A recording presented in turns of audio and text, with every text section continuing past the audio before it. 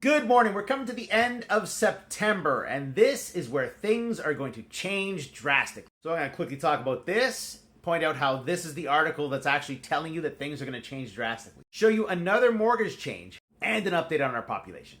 Let's start with the population. They've adjusted the real-time population clock. It has gone back down below 41,700,000.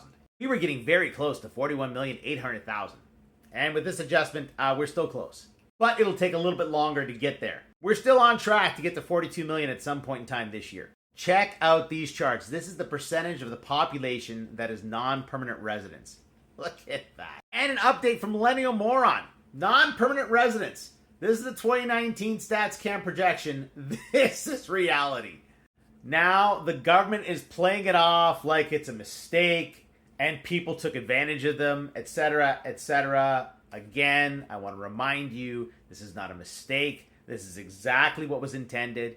Having all these non-permanent residents has suppressed wage growth. Shelter and food have exploded in cost. The CPI cost of food and shelter does not reflect the actual price growth. You know that. Like, it says food is up about 20%, but in some cases it's like doubled or tripled. Our grocery bill, and I'm sure your grocery bill, has gone up way more than 20%. Yeah, all going according to plan. What could go wrong? All right, Bank of Canada needs to stick the landing now that inflation is at 2%. What does this mean? It's right there at the start. Now that it's at 2%, we got to make sure that we keep inflation around that level.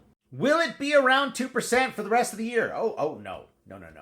September is going to be about 1.5, maybe 1.6. And then the rest of the year, pretty close to 1 or less. Why? Because oil and gasoline is very cheap. Especially gasoline. You may recall 1 year ago I got really excited because gasoline fell off a cliff. But gasoline this year is already low. And the fall is just beginning. This will affect the inflation calculation for the remainder of the year. Now, as I've said many times, the Bank of Canada knows these things. That's why they have changed the mortgage rules. They need people to start buying homes again. Because when you buy homes, you take out a mortgage, puts money into the system, etc., etc. Now, many people are up in arms about these mortgage changes. I have some advice for those people. It's really simple advice. Don't buy a house. Just keep on renting for the next 20 to 30 years. Your rent won't go up. Don't worry. On the heels of those changes, there is a new change. OSFI has removed the stress test if you're moving your mortgage from one location to another. Yeah, so as long as there's no significant change to your mortgage, if the amortization period is the same, etc., etc., you won't have to go through the stress test again. We are not in a housing bubble.